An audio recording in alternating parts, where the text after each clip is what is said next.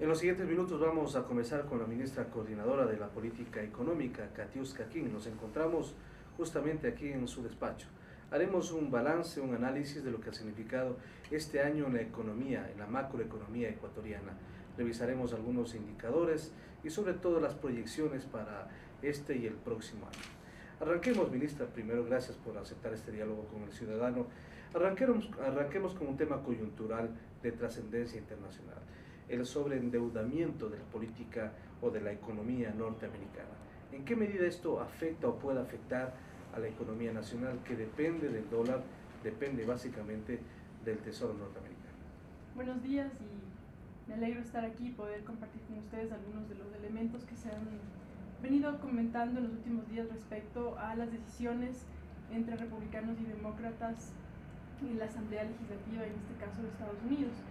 Están discutiendo cuáles van a ser, en este caso, los límites de endeudamiento que se puede dar a la economía estadounidense, y como tal hay que recordar algunos temas, básicamente que los bonos del Tesoro estadounidense siempre fueron considerados el activo más seguro en el mundo, y al ser considerados de esta forma tenían, digamos, una gran demanda. Lo que está sucediendo ahora es que con este debate, digamos, y esta discusión de un posible default de Estados Unidos, es decir, del no pago de estos bonos, de alguna manera se cuestiona qué tan seguros son los bonos del Tesoro estadounidense. Un país, al poder tener moneda propia, tiene posibilidad de emitir su propio dinero, y al poder emitir su propio dinero tiene la posibilidad, en este caso, de financiar mucho de su presupuesto de esta manera. Hay que tener cuidado cuando existe emisión monetaria en los impactos inflacionarios que esta emisión pueda generar.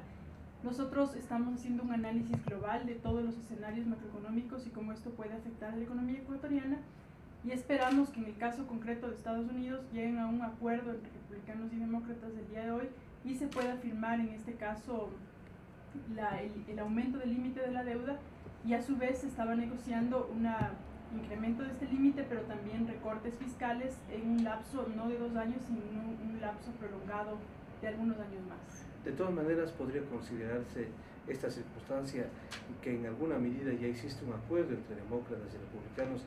Diríamos que es un hecho ya la firma de este acuerdo para prolongar o aumentar un poco más, extender el sobreendeudamiento norteamericano. Pero esto puede ser equivalente a la crisis que se vivió a nivel de la economía mundial hace un año.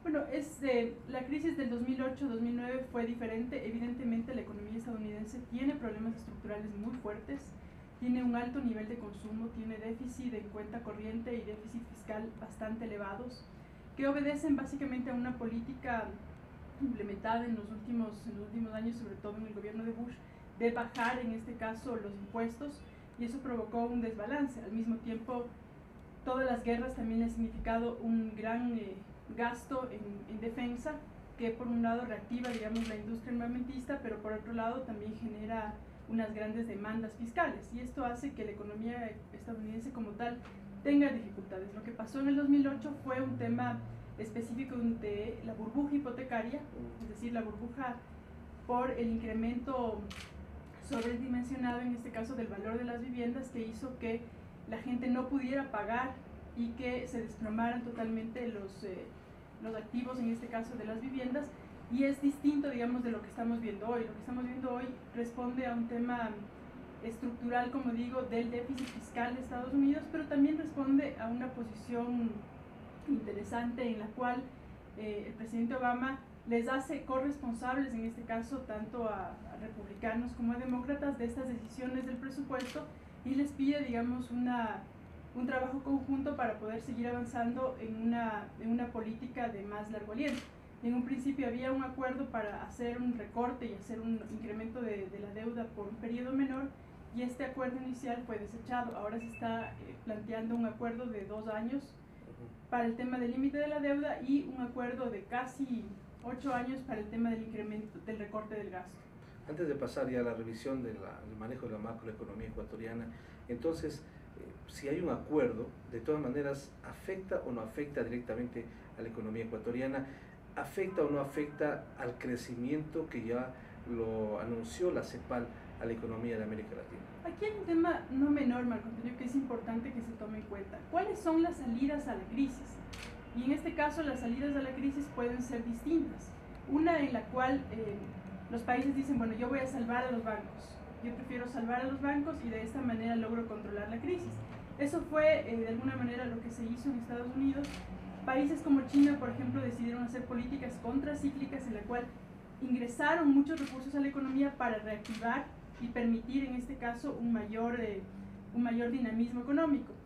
Esto en Estados Unidos todavía no sucede. Estados Unidos no se recupera de la crisis del 2008-2009. Ellos han mantenido un crecimiento bastante lento y una tasa de desempleo creciente, digamos, poquito, digamos, de 9.1, 9.2, 9.3 en los últimos meses, pero creciente, digamos. Y esto preocupa mucho al interior de Estados Unidos. ¿Cómo esto nos afecta a la economía ecuatoriana en concreto? Nosotros esperamos que el acuerdo efectivamente da cuenta de que se va a solucionar el inconveniente, pero nosotros ya hemos venido viviendo una demanda decreciente, en este caso, de parte de Estados Unidos. Yo le mencionaba en algún momento que la demanda mundial ha cambiado de lo que venía pasando anteriormente. Mientras que en el 2006 los países industrializados participaban del 50% de la demanda mundial, actualmente participan del 25%. Una reducción importante. Bastante. Y son los países emergentes quienes entran a copar esta participación en la demanda mundial.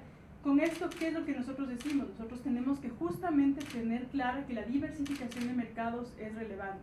Nosotros esperamos que los problemas estructurales que son graves puedan solucionarse en Estados Unidos, pero digamos existen algunas otras temas o variables a considerar. También recordemos que el año 2012 en Estados Unidos es un año de elecciones.